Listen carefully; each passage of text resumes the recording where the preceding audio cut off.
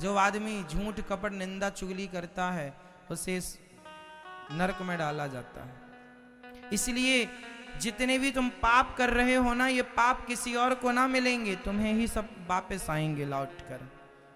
ये पाप कहाँ जाएंगे, हमें तुम ही स्वीकार करो। पाप तुमसे ही प्रकट हुआ है तो जाएगा कहाँ, घूम फिर के तुम्हारे पास आएगा। झूठ तुमने बोला है तो झूठ बोलने का पाप तुम्हारे पास आएगा, कहेगा स्वीकार करो। अब आप कहो चल हट जाए, नहीं नहीं नहीं, वो पिंड नहीं छोड़ेगा।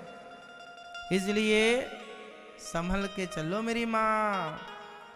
ये मानव का तन 100 साल का है, पर इस 100 साल में आप इतना कुछ कर लेते हैं कि समेटा नहीं जाता।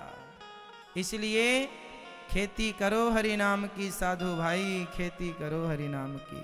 भगवान के नाम का की फसल वो, खेती करो कृष्ण नाम की। कृष्ण कृष्ण कमाओ खाओ, बच्चों का पालन पोषण करो, सच्चाई ईमानदारी से चलो, खत्म बात। झूठ कपट में जो उलझ जाता है वो ज्यादा पाप इकट्ठे करता है, निंदा चुगली में ज्यादा पाप इकट्ठे होते हैं। जो आदमी निंदा करता है ना वो पाप का हिस्सेदार। मैंने एक कथा सुनाई थी आपको, फिर सुना रहा हूं, ध्यान से सुनना, फिर एक प्रश्न पूछूंगा उत्तर देना, है ना। एक कथा सुनाऊंगा फिर एक सवाल करूंगा। एक राजा ने भंडारा किया, सारे गांव के लोगों को, ब्राह्मणों को भोजन पे बुलाया। सर्दियों का मौसम था तो खुले में खीर पक रही थी। खुले मैदान में क्या पक रही थी? ऊपर से एक पक्षी सांप को पकड़ के जा रहा था, बाज। उसने पंजे में सांप दबा रखा था क्योंकि वो सांप खाता है। तो बड़ा जहरीला नाग था वो, काला किंग कोबरा।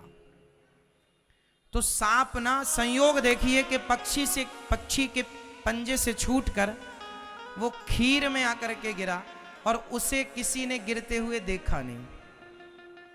तो सांप का जो जहर था वो जाकर के खीर में मिल गया और पूरी खीर हो गई जहरीली। अब किसी को पता नहीं है कि इसमें भाई किसी ने जानकर तो जहर मिलाया नहीं। समझो बात को। अब सबसे पहले ब्राह्मण भोजन करने बैठे, तो जितने ब्राह्मण भोजन करने बैठे सबने खीर खाई, और सबने खीर खाई तो सारे ब्राह्मण एक तरफ से मर गए। 100-200 ब्राह्मण मर गए एक पंगत में। अब जितने लोग आए होंगे पहली पंगत ब्राह्मणों की, भाई सारे ब्राह्मण मर गए। अब हाहाकार मच गया पूरे, अरे इतने ब्राह्मण एक साथ मर गए, खाने से मर गए, क्या हुआ, कैसे हुआ। यमराज जी आए। अब यमराज जी ने कहा कि ब्राह्मणों की हत्या का जो पाप है वो किसके गले डालूं? बताओ, वो पाप किसे लगना चाहिए? राजा को, सांप को, पक्षी को जिसने चोंच पंजे पर दबाया उसे, या जो खीर पका रहा था उसे? बताओ, ब्राह्मण इतने मरे, 100-200 ब्राह्मण मर गए, इन सारे ब्राह्मणों की हत्या का पाप किसके गले डालें? बताओ। राजा दोषी है? बोलो जोर से। तो खीर बनाने वाला दोषी है? तो सांप दोषी है? वो पाप सांप को लगेगा? तो पक्षी को लगेगा क्या जो ऊपर से?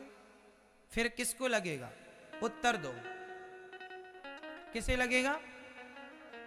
जो खीर बना रहा था, ऐसा आप कह रहे हैं? बताओ वो पाप किसे लगे? मैया बताओ।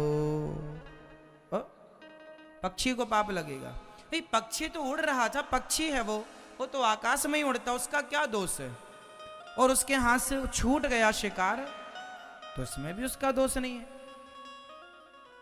खीर बनाने वाले को, भाई खीर बनाने वाला जरा उसी समय गया होगा कहीं लघु शंका वगैरह, उसका क्या दोष है? वो थोड़ी जान के जहर मिलाया।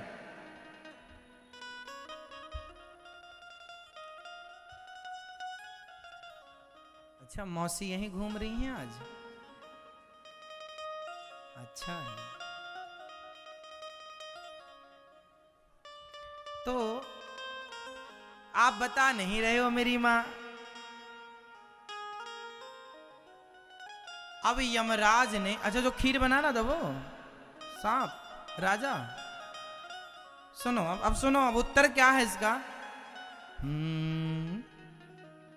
अब यमराज चक्कर में पड़ गए, अब ये हत्या कहां डालूं, डालना तो पड़ेगा कहीं ना कहीं किसी के गले में।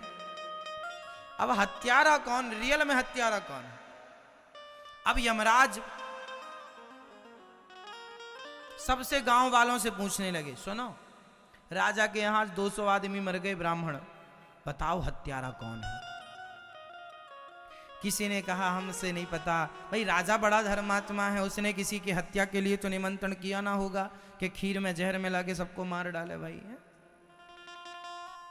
राजा तो बड़ा धर्मात्मा है, धर्मात्मा था तब तो भोजन में सबको बुलाया।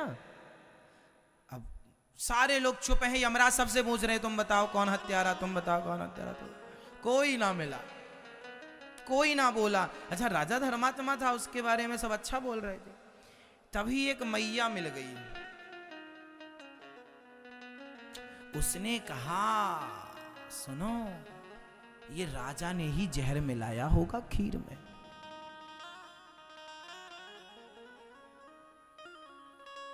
तो यमराज जी ने कहा तुम्हें कैसे पता। अरे वो मैया चुगली करने में माहिर थी ना,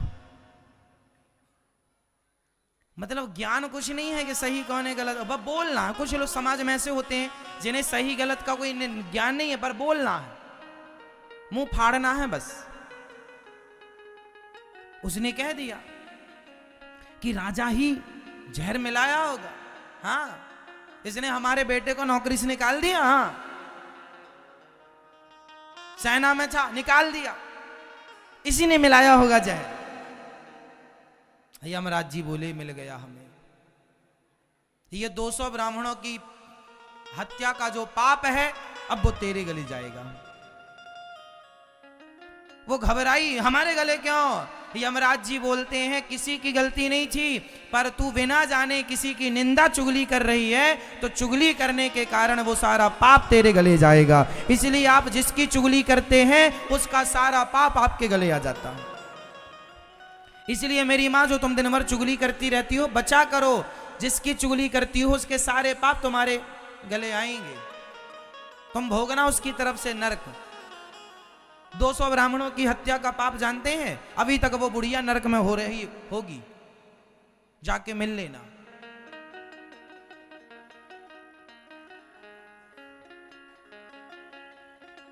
जबरदस्ती मुंह चलाना है। अरे मुंह है इसका मतलब ये नहीं कहीं भी खोल दो। क्या बोलना है क्या नहीं बोलना, कब बोलना है कब नहीं बोलना, सही गलत का निर्णय देने वाले तुम कौन होते हो, तुम्हें ज्ञान है उस मैटर का। कई लोग ना, अब जैसे आप गलत नहीं है, आपके पड़ोसी क्या, अरे आप मेहनत करके 2 पैसा कमाएंगे ना, तो पड़ोसी क्या बोल, अरे बेईमानी करता होगा तब तो इतना धन का। हाँ तुम उसके बारे में जानते हो कैसे पैसा कमा रहा है, क्यों बोल रहे हो। जो बोल रहे हो ना, तो अब तुम बिना जाने समझे बोल रहे हो, उसके सारे पाप अब तुम्हारे गले जाएंगे। इसलिए साधु संत कहते हैं, वेद पुराण ऋषि मुनि गुरुजन कहते हैं, निंदा और चुगली से बचो, ये सबसे बड़ा पाप है। हाँ या ना। इसलिए कोई कैसा है हमें क्या करना, हम कैसे हैं, बुरा जो देखन मैं चला बुरा न मिलिया, कोई जो दिल खोजा अपना। सबसे बुरा कौन है, मैं ये बताओ, इस संसार में सबसे बुरा कौन, मैं ये बताओ, आप बताओ, आप बताओ, मैं ये सबसे बुरा कौन, भाई आप बताओ, आप बताओ।